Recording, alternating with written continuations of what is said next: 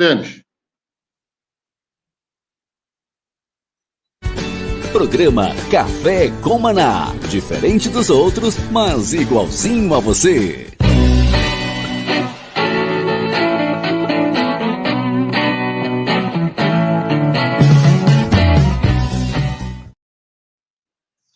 Shalom, shalom, graça e paz a todos.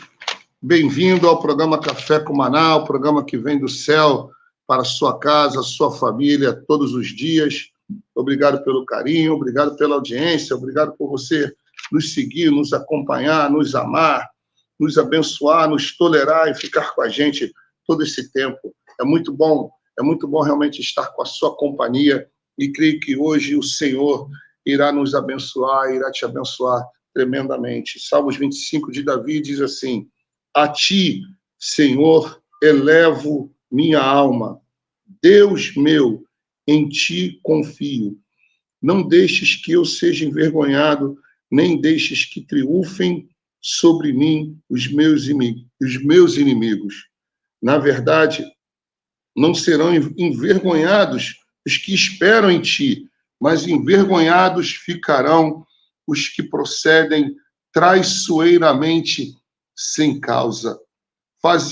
Faze-me saber os teus caminhos, ó Senhor. Ensina-me as tuas veredas, guia-me na tua verdade e ensina-me, pois tu és o Deus da minha salvação e por ti espero o dia todo.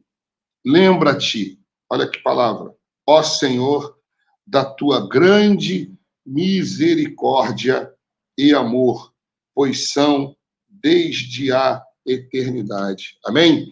Que o Senhor lembre da sua misericórdia por nós. Aliás, a misericórdia dele está se renovando agora. A cada manhã, as misericórdias do Senhor são renovadas para a minha vida e para a sua vida. Todo dia que o sol nasce, vem junto com o sol. Todo dia que você acorda, vem para este dia uma nova porção das misericórdias de Deus. E elas são a causa de não sermos consumidos. Amém? Queridos, vocês estão percebendo que eu estou um pouco fanho, né? É porque ainda estou me recuperando de um gripe, resfriado, algo bem forte, mas vamos para cima. Chegou agora nosso amigo do Paraná, gremista, chorou muito ontem à noite, sofreu, torceu, mas não deu para ele, não deu para o Grêmio. Um abraço, Bispo Paulo Renato, bem-vindo. Isso porque o Corinthians jogou com 12, né, rapaz? Que sufoco para o Corinthians conseguir ganhar em pênaltis, né, cara?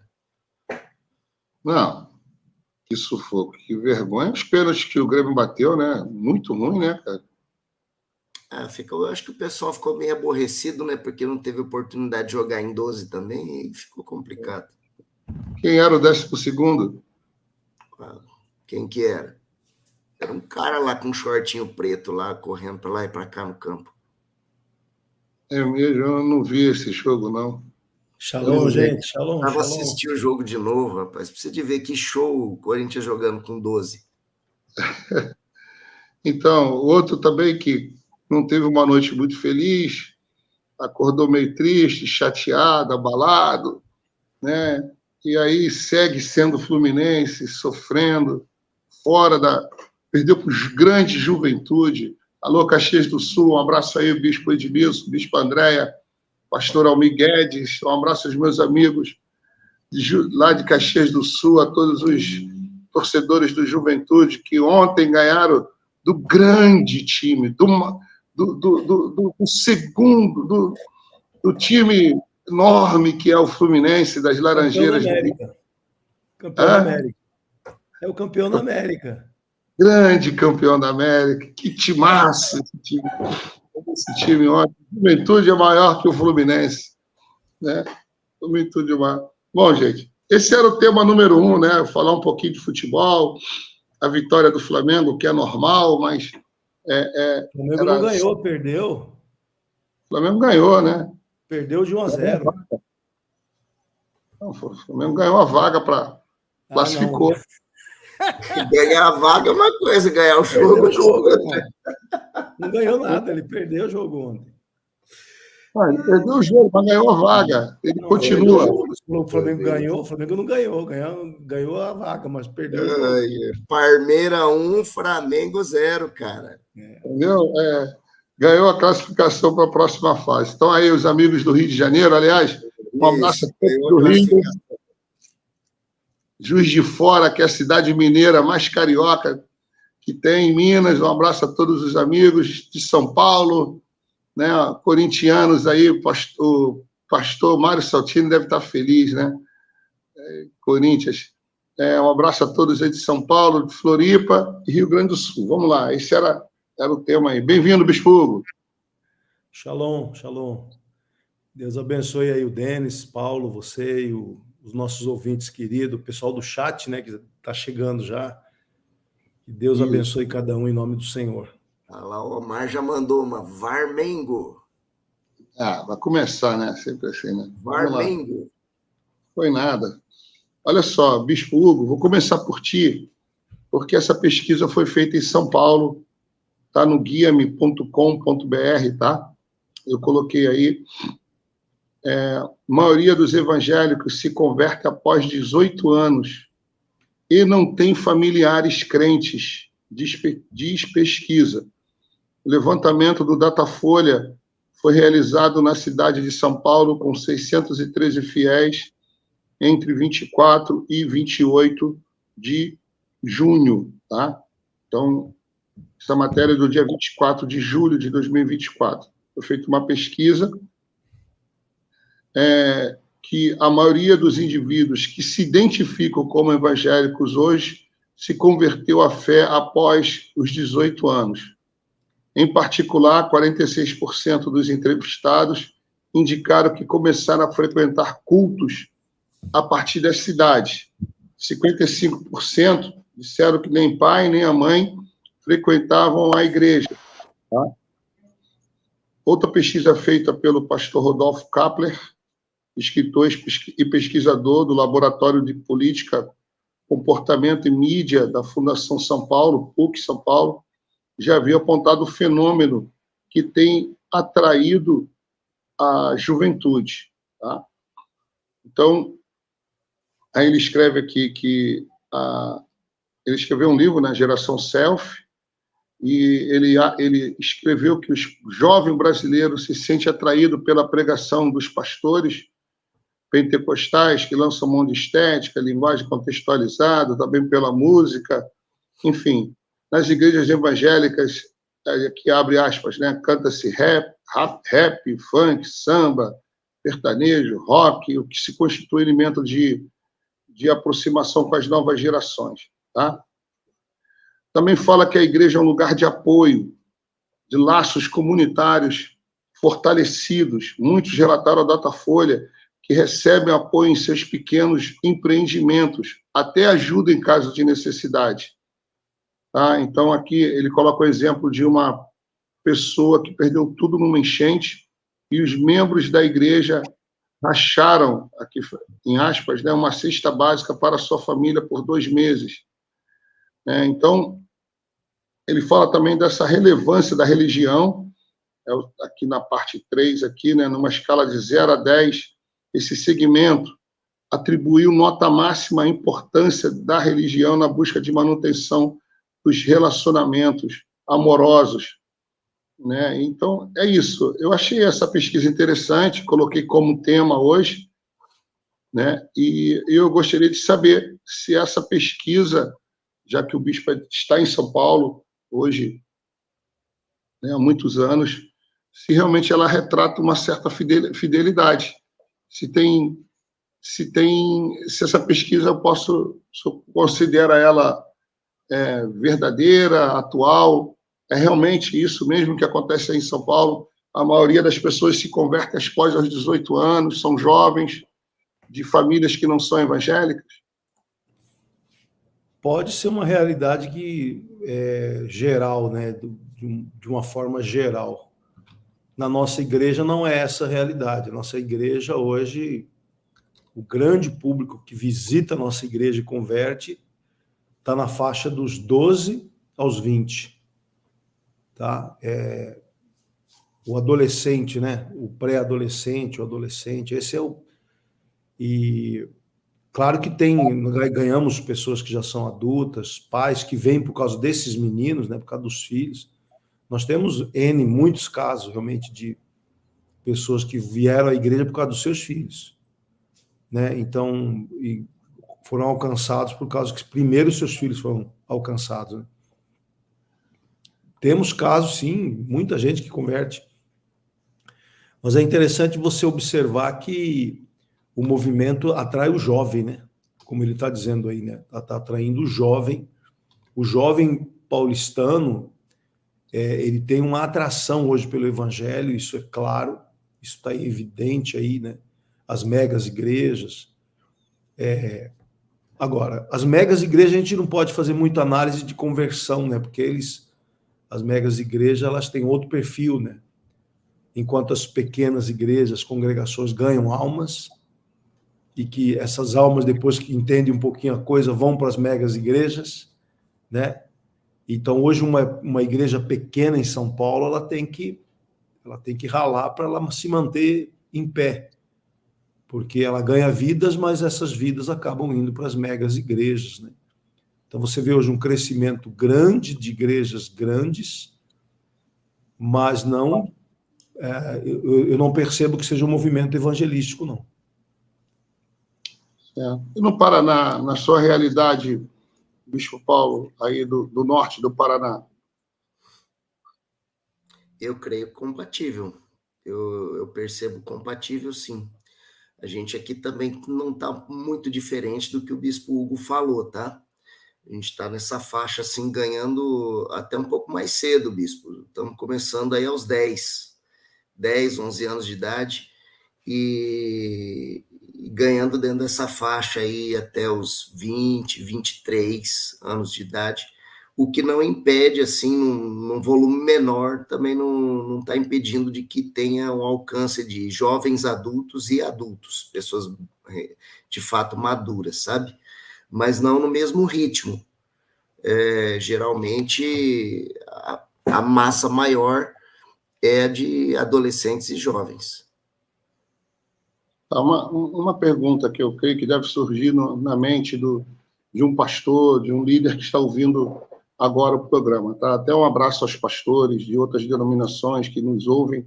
Obrigado pela audiência de vocês, tá, irmãos? Como que vocês conseguem ganhar tantos adolescentes? Vocês têm algum projeto específico para adolescente aí em São Paulo, Bispo? A sua igreja? Não. Bom, eu acho que o Arena, né, que é o projeto da Sara Nossa Terra, né? Uhum. É um trabalho que é desenvolvido em todo o Brasil, oriundo de Brasília, né? Todo inspirado no movimento que a Bispa Lúcia Rodovalho começou lá em Brasília. Isso foi em 2003, né, que ela começa esse movimento. E hoje tem toda uma estrutura, tem toda uma forma de trabalho, tem toda uma maneira de fazer o culto, né? Claro que tem muita música. A música eu creio que é o diferencial. Eu creio que uma igreja hoje, para ela ter êxito aqui em São Paulo, ela tem que ter uma estrutura de louvor diferenciada. Ela precisa ter uma estrutura de louvor bem característica, né? É o famoso worship, né? Que atrai essa faixa etária, né? A turma dos 30 para cima já gosta das músicas de comunidade, as músicas antigas, né? De comunidade. Já os adolescentes amam o worship, né? Então, eu creio que toda igreja que quer prosperar, ela tem que ter uma boa comunicação musical, vamos dizer assim, né? Uma boa estrutura de som, né? Porque você sabe que isso é caríssimo, né? Você tem uma mesa de som de qualidade, você tem o Paulo Renato, que é músico aqui, vai poder até falar com mais propriedade. Você tem que ter caixas de boa qualidade, retorno, você tem que ter toda a fortuna que se gasta com som, né? Aqui a gente vive parcelando aqui os aparelhos, porque cada aparelho 40 mil, 50 mil, né? Então a gente vive... Falando aí, tá até dando um arrepio aqui. Então você tem que ter uma estrutura de som diferenciada, isso é fundamental. Outra coisa que não tem como fugir, eu aqui na igreja, eu não tenho como não gastar dinheiro com técnico de som. Eu tenho um profissional excelente, por sinal, que é o Anderson, aqui na Zona Norte. Ele é o cara, né, que mudou a história da igreja, né? A igreja deixou de ser barulhenta, né? Deixou de ser com o som alto demais, né? O som é muito equilibrado, muito agradável, né? E hoje a estrutura de som que nós temos aqui é uma estrutura de som muito boa e uma equipe de louvor fantástica. Todos eles que tocam, né, são maravilhosos, né? Então tem tudo, né? Esse é o grande segredo. Olha, só o técnico de som é algo raro, né? Muito raro de se encontrar. Caro, e é caro, realmente muito caro. É muito comum você ir nas igrejas e tem um irmãozinho lá que acha que entende, fica chateado se você levar alguém que entende melhor do que ele. Nós já tivemos muitas experiências aqui com o Daniel Juan, né? Quando ele vai nas igrejas, ele sempre encontra um técnico de som que discorda deles, né? E ele diz para a gente que é uma luta, né? É uma luta, porque ele no componente dele, né? Um dos meninos que toca com ele é especialista, conhece muito e equaliza som como poucos. Eles chegam em média 2 horas, 1h30 antes, só por causa disso, só por causa desse detalhezinho, que os pouquíssimos pastores têm consciência do prejuízo que isso traz para a sua congregação. O cara quer economizar no essencial, né? Não, tem um técnico, que tem uma equipe de louvor, tem o Daniel Juan junto, mais a equipe de louvor, os músicos que tem, né? É covardia, né? É o Flamengo. Vamos falar disso aí um pouquinho, uns 5 minutinhos. Deixa eu falar um pouquinho sobre isso aí, porque sempre tem lideranças de igreja com a gente, escutando a gente aí, pastores, bispos, missionários que estão à frente da igreja, né? Obreiros que estão à frente da igreja. Assim, cara, a gente sabe do desafio dos recursos, não é fácil, né? A gente que administra igreja, que todos nós aqui, não tem ninguém aqui do Café com Maná que não esteja à frente de uma igreja. Todos nós 5 estamos.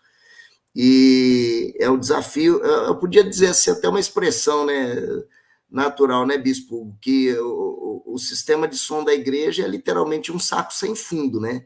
É um investimento eterno, porque as tecnologias vão avançando e você tem que ir se adequando para poder fazer a melhor entrega. Paulo, quando eu fui para a igreja de vocês em Cianorte, na década de 90, Kennedy, eles tinham o melhor som do planeta.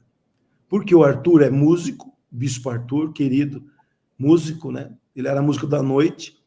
A igreja deles era um sonho de consumo. Era tudo maravilhoso. Eu cheguei lá e falei, que é isso aqui, meu Deus? Aí eu fui perguntar para ele. Ele falou, ele falou assim, olha, eu banquei, eu comprei tudo.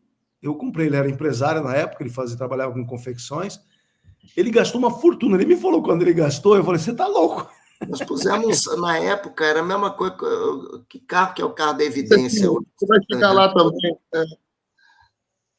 Pega um carro hoje, um sedã grande aí, das marcas nacionais, né? Vamos pegar não vou falar marca aqui, não.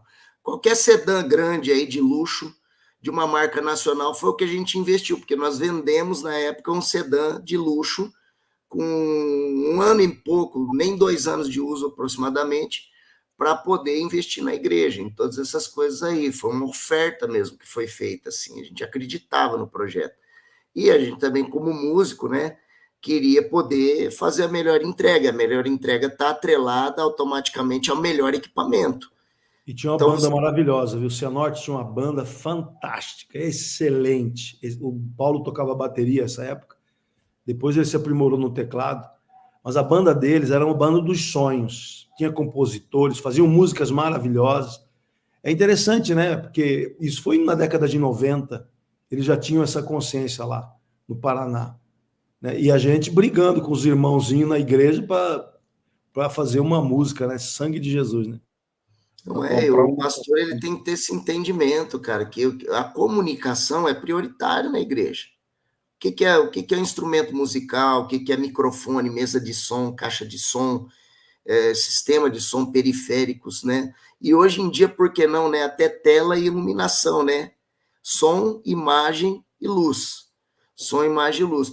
é fundamental. É claro que cada igreja vai fazer o melhor com aquilo que tem, mas tendo a consciência que tem vida mais barata, mas não presta, irmão. Entendeu? O problema é esse, tem vida mais barata sim, só não presta. E a maioria dos pastores, parece comigo, não entende nada de som, não entende nada de marca. A maioria dos pastores, como eu não sou músico, eu não sou engenheiro de som, eu sei o meu lugar, eu sei que eu não entendo. Para mim, um tal de Shure dizem que é o melhor, entendeu? Eu sei só isso, e nem sei se ainda é. Então, né? deixa eu te ajudar. Eu te ajudar. Porque isso aí é que nem marca de carro, cara. Uma coisa é dizer que você tem uma marca X. Agora, que modelo e que ano que é esse carro? Tá entendendo? Então, instrumento musical, periférico, microfone, mesa de sons, caixa de som, tudo. Às vezes você tem o da marca, mas é da linha de entrada. Então, ele não vai entregar o que deu a fama para o nome da empresa. Tá entendendo? Então, o que eu digo assim? Isso é uma coisa que tem que ter calma na cabeça aí de todo mundo, só que ao mesmo tempo um interesse em entender o que é isso e como funciona. Se não compreende, que nem que é teu caso, que não é da área musical, você precisa ter próximo de você, ainda que não for da igreja, alguém que te oriente, que conheça do assunto. Por quê? Às vezes não é a tua condição agora, mas você já tem um alvo, onde é que eu vou chegar daqui a um tempo, quando eu tiver um recurso. Eu vou canalizar esforço para adquirir aquela mesa de som, para adquirir aquele sistema de som, para adquirir aquele teclado, para adquirir aquela bateria, o prato da bateria. Gente, o prato da bateria, pelo amor de Deus, se custar menos de R$2.000, não compra. Entendeu? Prato de bateria. Se você botar um prato barato na tua bateria, para dizer que você pôs um prato para o baterista, você está colocando uma tampa de tambor de combustível para bater na orelha do seu membro. Então, bota com essa cabeça. É o que dá, então tudo bem, então compra o melhor que você pode chegar. Mas entenda, tem coisa melhor e é para lá que você deve estar indo. Porque isso é a entrega da comunicação da sua igreja. Agora aqui, por exemplo, em Maringá, dentro da nossa realidade, uma coisa que eu já queria ter há 5 anos aqui, era ter aquela casinha que a bateria fica lá dentro, né? Aquela casinha vedada, completamente, acusticamente vedada. É um projeto que eu dei andamento nele agora, né? E eu estou dando andamento meio sem nem poder, sabe? Fé datado assim, né? Sem nem poder. Por quê? Porque eu preciso dar uma melhor entrega no timbre desse instrumento, no ouvido do meu membro. Porque do jeito que está aqui, nem eu estou aguentando. Né? Imagine meu membro lá, que não é músico, que não está com isso na cabeça, né? Que chega e está com a bateria estourando. Né? Meus músicos são queridos, são a graça, mas assim, a situação acústica da igreja é muito importante. Então, a membresia tem que ter essa consciência, porque é para eles mesmo essa entrega, né? Então, quando o seu pastor fizer uma chamada, tal, né? Ajuda aí, nós precisamos trocar a mesa de som, nós precisamos fechar a bateria na casinha, colocar microfone, né? Precisamos disso, daquilo. Às vezes tem gente que faz uma resistência porque ele acha que tem que pintar a parede, porque ele acha que tem que pôr um piso no chão, ele acha que tem que sumir com aquela mancha que está lá em cima no canto. Tudo isso é importante. Agora, nada é mais importante na igreja do que a comunicação. Se não tiver comunicação, não faz sentido a mensagem. Né? Então, vamos tentar a melhor entrega. Tudo isso a gente está falando sobre o porquê o jovem, né, vem à igreja. E é isso que traz o resultado. O jovem é exigente. O jovem, por quê? Porque ele pega o celular dele, ele abre o celular dele, ele tem imagem maravilhosa. Ele tem um som razoável, porque ele usa fone de ouvido. Todos eles usam fone de ouvido. Então, ele tem um som, uma imagem fantástica, ele vive nesse universo. Aí ele chega na igreja, ele não encontra a mesma coisa. E ele não vai ficar. Esse que é o detalhe, né? Então, aí ele vai para o Omega Church, que entrega isso, né? É isso que eu ia falar. Aí a gente tem um fenômeno das igrejas que têm investimento, certo? São igrejas gigantescas no sentido templo, conforto interno, qualidade de conforto interno, qualidade de imagem, som e luz, né? Gente, é um evento, é um mega evento. Você vai num culto desse aí, é um mega evento. Eu não estou colocando a qualidade da palavra, tal. Você vai na igrejinha lá do bairro, pastorzinho lá, firmeza, né? Coração na obra. A palavra dele é tremenda, o Espírito Santo desce. Mas por que ele não consegue o mesmo resultado que essas igrejas? Eu estou falando, mas a minha não é uma dessa ainda, né?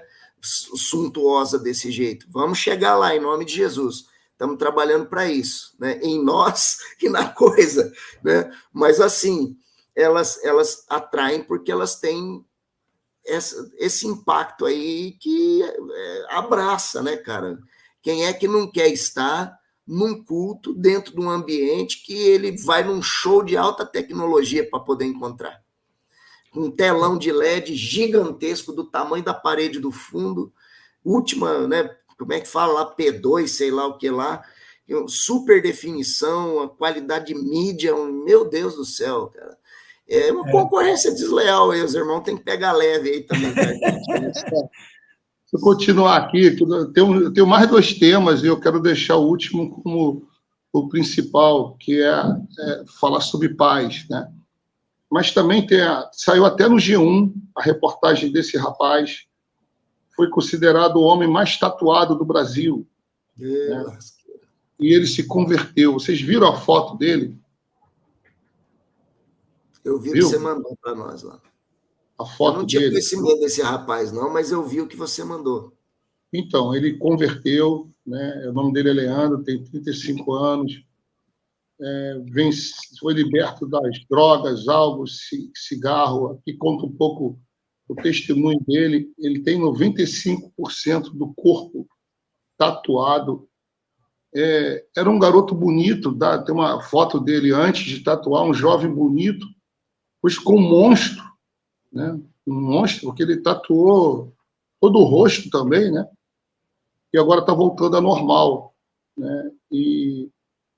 E aí ele conta o que ele passou na vida, o abuso sexual que ele sofreu na infância. Ele contou um pouco da sua história aqui, né? Até que numa casa de recuperação ele conheceu o Evangelho e se converteu e resolveu, né, se destatuar, não sei se existe essa palavra, né? Começar a retirar as tatuagens do seu corpo. Eu sempre fico maravilhado com testemunhos, sabe?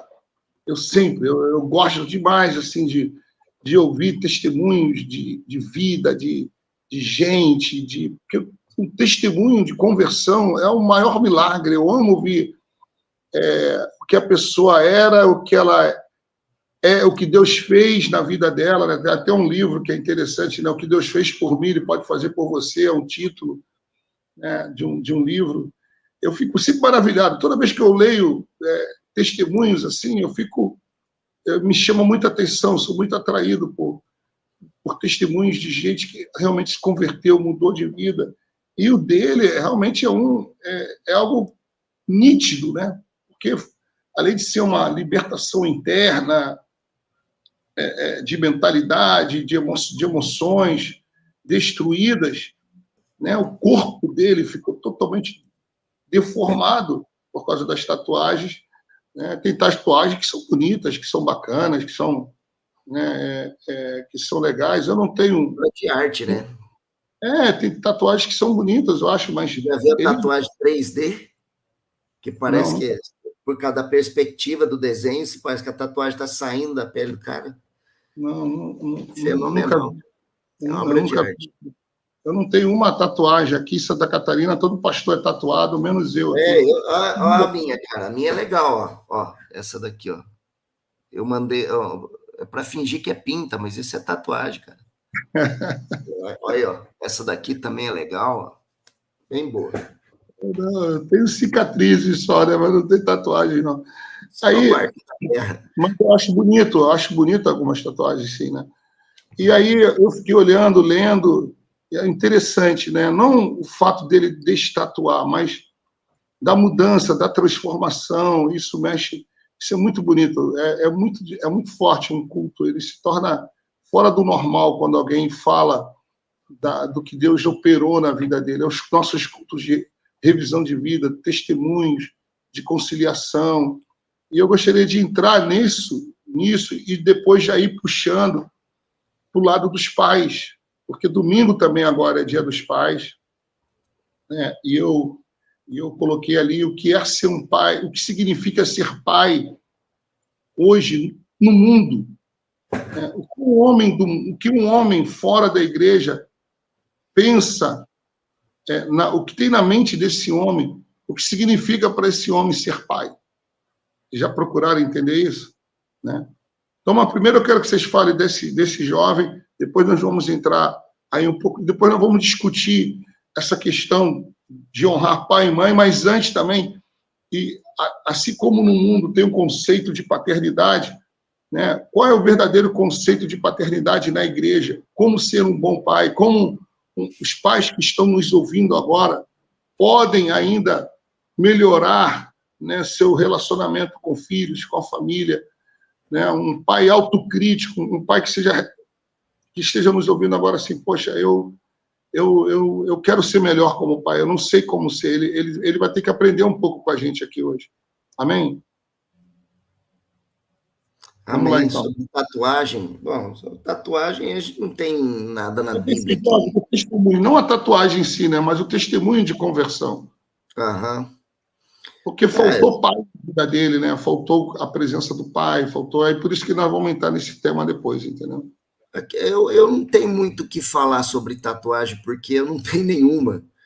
Né? Já tive, assim, já passou pela cabeça um dia, por que eu não tenho? Por que eu não faço? Todo mundo faz, né? Aquela coisa toda. E toda vez que vinha esse pensamento na cabeça, vinha também, na sequência, o outro, que hoje em dia já é pacificado. Do jeito que eu estou aqui é como eu vou ficar o resto da minha vida. Essa decisão tomada, não tem motivo nenhum, razão nenhuma para fazer uma tatuagem, embora a gente não seja uma igreja que pregue contra, pelo contrário, a gente tem bispos aí, tatuou bispo Hugo aí debaixo da camiseta, todo pintado, né? Sempre foi. Ele é cheio de tatuagem debaixo da camiseta aí, que você nunca viu ele nadando. Duvido, não, isso aí eu duvido. Então, já ele vai ter direito de defesa aqui, fica tranquilo. Mas nós temos bispos, pastores, né? O bispo Lucas, nosso queridão aí, bispo Lucas, aí tatuado para todo lado, né? E de vez em quando aparece com uma nova e tal, assim. Então não é uma questão doutrinária nossa, a gente não se posiciona contra. Eu entendo o seguinte, como não tatuado, posso dar uma dica para alguém? Como não tatuado, você tem que pensar o seguinte, para quê? Por quê? Por qual razão? Ainda que seja por curtição, mas tem outra pergunta. O que você está desenhando em você? No caso do rapaz do testemunho aí, o negócio era cabuloso, cara. Ele não tinha mais, a cor da pele dele já não era mais percebida. O corpo dele era 100% tomado, o rosto, né, tudo, nariz, tudo, testa, o entorno dos olhos, tudo, boca, tudo tomado de tatuagem. Inclusive, parece que ele ganhou, né, um tratamento de remoção a laser, né, alguma coisa assim, que eu li lá, para dar uma melhorada no aspecto, assim, e esse tratamento aí é um tanto quanto, não é simples, né, é doloroso, tal, né, porque é aplicado uma queimação a laser, tal, enfim. Mas, assim, o que eu digo para quem tem vontade ou vai se tatuar alguma coisa, tem que ver o porquê e tem que ver o que você está fazendo no seu corpo, tá? Para que você não coloque no seu corpo marcas das quais você depois venha se arrepender ou até mesmo se envergonhar. Ou então te complicar. Por quê? Porque essas marcas, elas são significados, principalmente quando se tem o porquê, né? E esse significado está passando uma mensagem para a sociedade. De alguma forma, você está se comunicando com a sociedade. Que comunicação é essa? O que está passando? Revolta? Está passando o quê? Inconformismo? Raiva? Ódio? Ou você está passando uma mensagem? Por exemplo, o cristão costuma tatuar mensagens ou ícones bíblicos, né? Qual que é a ideia do cristão quando ele faz isso? Ele quer que alguma coisa no corpo dele fale sem a boca proferir. Então, a pessoa vai olhar aquela palavra, vai lá, vai ver John 3,16, João 3,16. Aí o cara já vai lá ler o que está escrito em João 3, é uma cruz, assim, tal, né? Um exemplo. O outro tem lá um leãozão. Por quê? Porque Jesus é o leão da tribo de Judá, e aquela coisa toda. Então, toda tatuagem é uma mensagem. Agora, que mensagem você está passando, né? E de que tipo de... O teu corpo está virando um outdoor. E o que é que você está propagando com esse seu outdoor? Então, acho que a pessoa tem que pensar muito bem. Nomes de pessoas. Quem são as pessoas que você quer colocar um nome no seu corpo? São pessoas com caráter sazonal ou são pessoas com caráter perpétuo? Pai, mãe, irmãos de sangue, são pessoas com caráter perpétuo. Agora, até um cônjuge. Como é que você tem certeza que esse relacionamento vai até lá, no fim da vida? Você coloca, tem gente que faz loucura de colocar nome de namorado, namorada, tatuar, nem se casou ainda, né? Casado já é um risco, imagina sem casar, marcar seu corpo com o nome de uma pessoa. Então tem muita coisa que tem que colocar em jogo aí, né? Bispo Hugo, vai dar ênfase do testemunho dele, por favor. Só esclarecer que, graças ao bom Deus, nunca, nem a pintinha que o Paulo Renato pintou, eu tenho, viu? Não, pior que eu não pintei, não, foi Deus que pintou. Tatuagem é um negócio do nosso tempo, né? Faz parte hoje da geração. Não é tatuagem, é a conversão dele que eu quero... Não, eu sei. Vai chegar lá, deixa eu só fazer um comentário aqui. Meus 2 filhos, né? Minha filha também, a segunda, a primeira não. A minha filha mais velha não tem tatuagem, a minha filha segunda já tem. E Jonas e Daniel têm. E só fizeram depois dos 18, porque eu não liberava eles, né? Eu dizia para eles que se for com a minha autorização, eu não aprovava. Então, eles fizeram 18 anos e tatuaram. Mas não com a minha aprovação. Mas, claro, eles têm direito de fazer a vida deles o que eles bem entenderem. Bom, o testemunho, né, é interessante, porque eu creio que a tatuagem, no caso desse rapaz específico,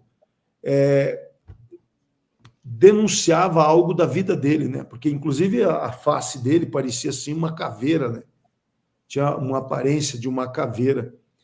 Então, eu creio que a tatuagem, no caso desse rapaz específico, era aquilo que o Bispo Paulo Renato acabou de colocar aí, que era um grito de rebelião, de revolta, para chocar as pessoas. E quando a pessoa entra no eixo do Evangelho, né? Quando ela conhece a Deus, ela se encontra, né?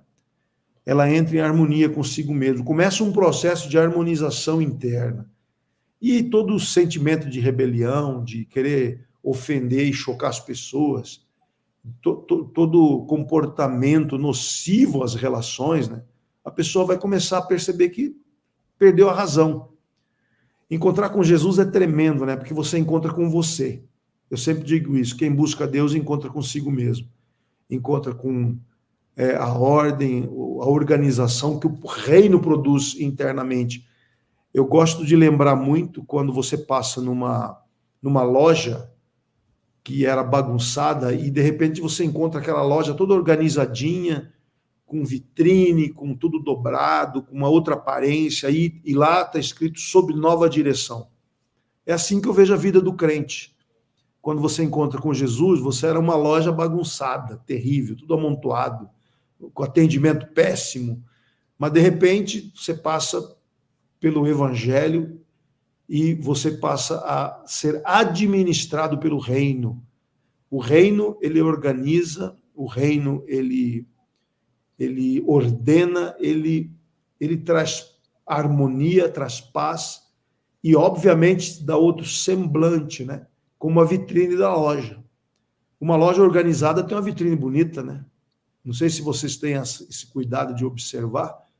Quando você vai num lugar popular, onde tem lojas populares, a maioria não está nem aí para a vitrine. Mas algumas delas se preocupam, né? E fazem lá uma outra forma de layout da loja e chamam a atenção no meio da bagunça. Assim é o crente. O crente é aquele que, quando ele encontra com Deus, ele fica com outra aparência.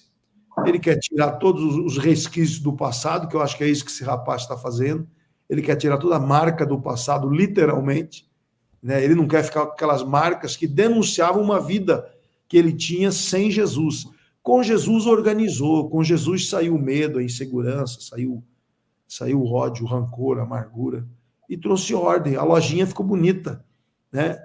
Novo atendimento, uma nova forma de tratar as pessoas, né? Já foi maltratado em loja? Já reparou? Ser maltratado em loja dá um sentimento ruim, né? Assim é o crente, quando ele converte, ele passa a tratar bem as pessoas, né? Oferece cadeira, oferece água gelada, um café, é diferente, né? Assim é a forma como eu vejo esse testemunho desse rapaz. Amém. Bom, gente, eu quero falar agora num tema mais sensível, né? Que é a palavra pai. Só, Kennedy, só uma coisinha. O pessoal do chat tá perguntando sobre algumas passagens bíblicas em relação à tatuagem. Nós vamos falar sobre o pai hoje, não estamos com tempo para isso. Aliás, esse tema foi incidental aqui, né?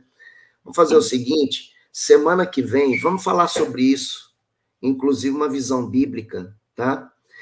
Na quinta-feira que vem, da outra semana, o tema é meu. Aí já vou lançando isso, nós vamos falar sobre tatuagem aqui, tá bom? Tá bom.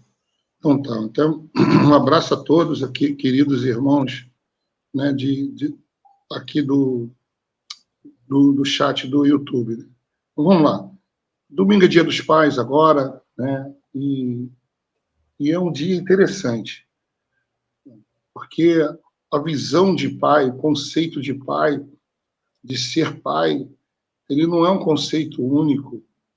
Você pegar um homem normal, os dias atuais, para ele ser pai, não vou dizer todos, né? Mas para a grande maioria, ele é pai, sei lá, é tão difícil de explicar, né, o que eles imaginam que significa o pai. Acho que eles nem têm, muitos não têm esse conceito formado, que pai é o que provê, é o responsável, é o que cuida, é o que coloca limites, é o que diz não.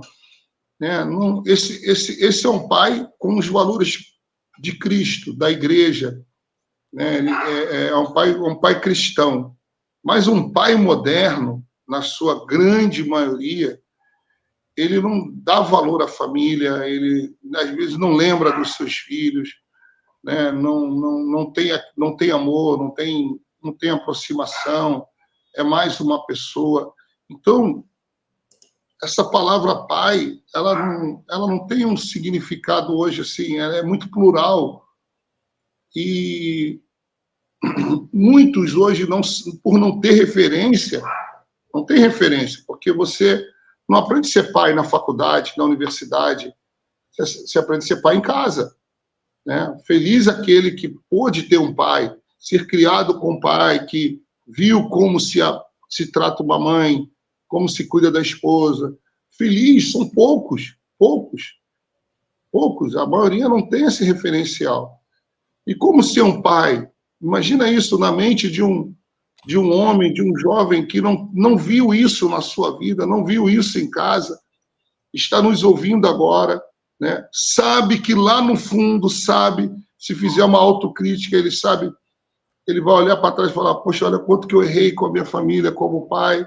Como esse homem pode consertar isso agora? Como ele pode aprender? O que ele pode ler? Né? Tem algum curso para a gente indicar para ele ser um pai melhor? Tem algum curso para isso? Ele pode fazer um curso EAD? Pai nível 1, 2, 3? Não tem. Não tem. Então, na verdade, é uma crise.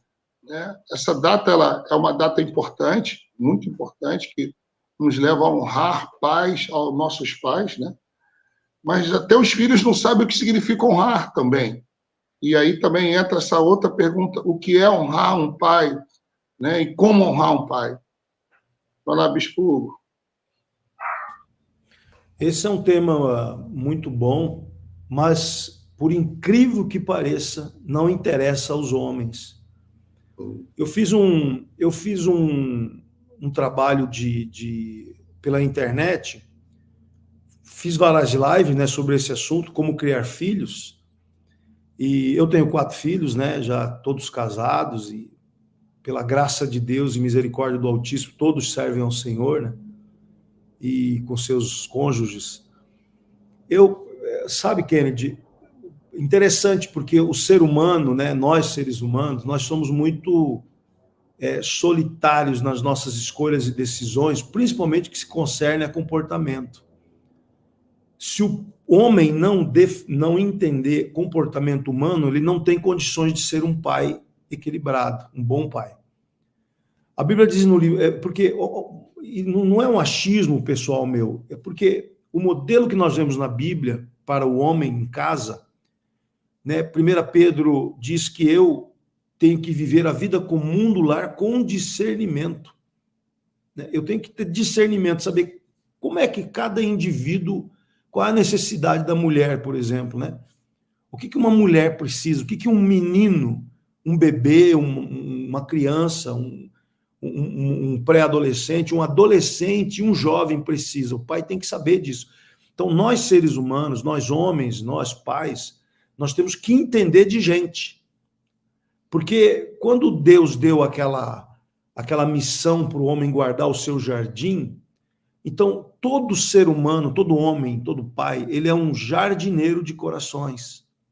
Ele tem que entender de corações. E isso não se aprende na vida. Geralmente o cara não aprendeu com a sua experiência pessoal. Ele precisa se informar. Então, literatura tem de sobra, principalmente sobre o que uma criança precisa para crescer com equilíbrio. Dr. Fábio Damasceno, que é psiquiatra, é pastor, um homem que eu admiro muito, assim, nas suas colocações, ele diz que o homem é como uma balança, né? Que ele precisa ter muito claro que todo ser humano precisa de direitos e precisa de obrigações, né? Ele precisa receber o que é direito dele, afeto, carinho, valorização, tá? E ele precisa ter obrigações, que é ter limites e ser disciplinado quando errar. Então, todo ser humano que teve afeto, carinho, valorização, ele foi ajudado, ele foi acompanhado, ele foi fortalecido nas suas qualidades e ajudado nas suas dificuldades, sem críticas, sem desprezo, sem humilhações. Porque a maioria dos pais, quando um filho chega com 4, né, da escola, em vez de sentar com aquele filho, né, ajudá-lo com aquele 4, ver por que ele tirou aquele 4, o que está acontecendo no coração daquele filho, não, geralmente o que se faz?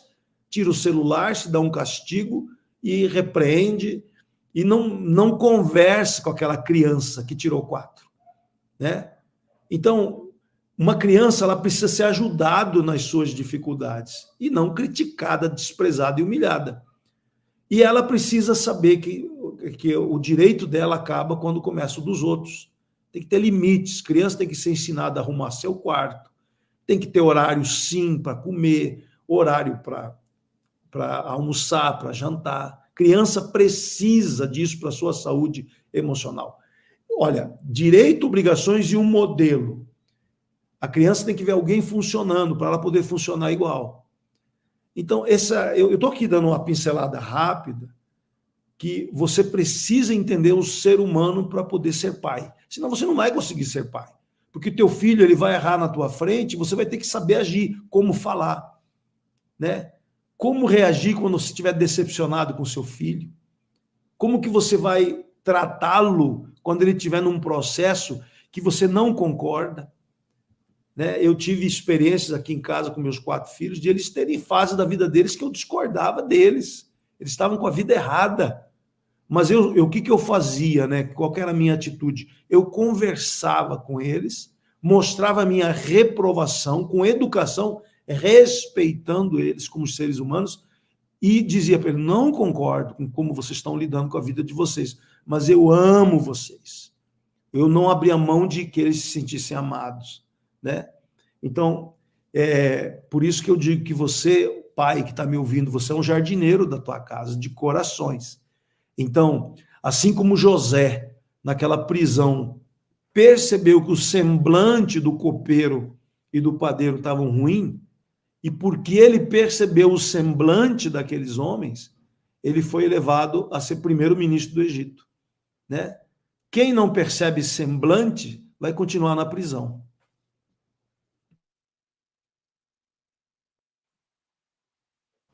Muito interessante. Pois é. Pegaram o código aí, gente? Instala o Drive aí, né?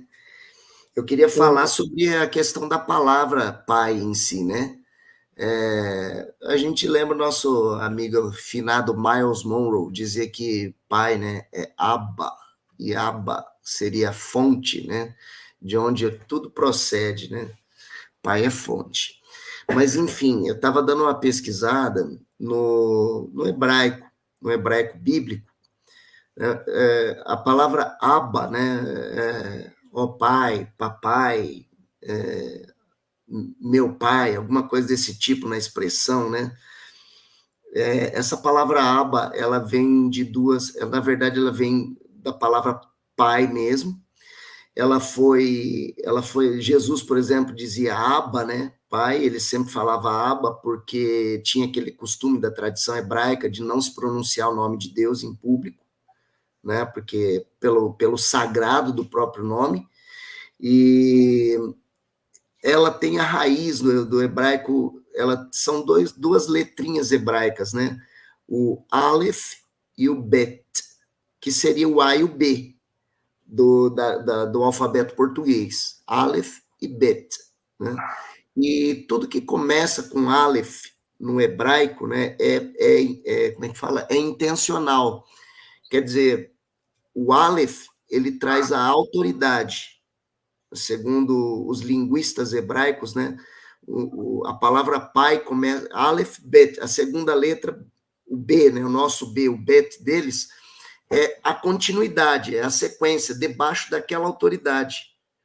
Então, a palavra pai em si, para os hebreus, né, para a língua hebraica, na verdade, a origem aramaica da palavra, né, a raiz aramaica, é que o pai é uma fonte de autoridade. E não é autoridade no sentido imposição, é autoridade no sentido modelo, no sentido exemplo, né? De que o pai vai imprimir aquilo que vai se reproduzir nos filhos. Então, esse é um desafio da paternidade, né? Porque é aquela coisa do não reclame daquilo que você tolera.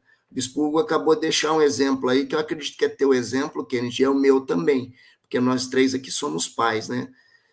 O Bispo Hugo tem mais experiência que a gente, além da questão de tempo de vida, da quantidade de filhos, né?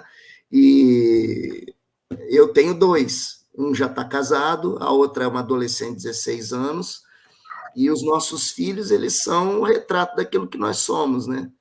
Se alguma coisa não está contento ali, eu acho que essa coisa do discernimento que o bispo acabou de deixar para a gente aqui, ela é a chave, literalmente. Eu brinquei com a coisa dos coaches aqui, né, com as expressões dos coaches, mas não deixa de ser uma realidade. O discernimento, ele é a chave. Antes da gente pegar e entrar na crítica, e entrar na repressão, né, na repreensão, acho que a gente precisa primeiro fazer um mergulho para dentro de si mesmo e tentar entender como que foi que aquilo que estava sob meus cuidados escapou do meu controle a ponto de chegar naquele resultado que me desagradou. Então, o pai, Aleph, Bet, Av, em hebraico, né, que na verdade é AB, mas se pronuncia Av, pai, tudo que vem depois é sujeito a esse modelo. Essa é a autoridade, é o que imprime o resultado. O pai é isso, o pai é a fonte da qual procede o resultado. Já chegamos ao final aqui do nosso tempo. Vou destacar uma parte ali, ouvindo vocês dois. Essa parte que o Bispo Hugo falou é muito, muito importante.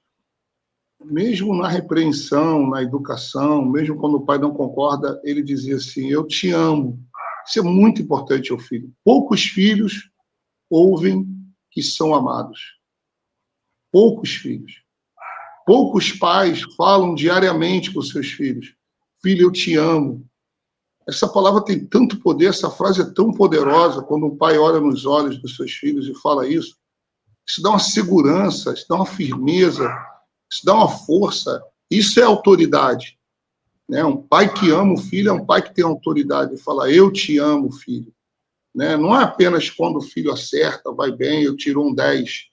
Né? Eu te amo tanto que, mesmo com 4, você tirou um 4, mas eu vou te ajudar. Porque eu te amo, você vai melhorar. Muito bom, muito bom. Gente, encerrou o nosso tempo aqui. Tá? Obrigado a todos do YouTube. Um abraço a todos os irmãos, né, que nos acompanham. Obrigado, Bispo Paulo. Pessoal da rádio aí. E até amanhã, se o senhor nos permitir. Hoje a gente está desfalcado. Amanhã é o time completo. Tchau, gente. Tchau, tchau. Programa Café com Maná. Diferente dos outros, mas igualzinho.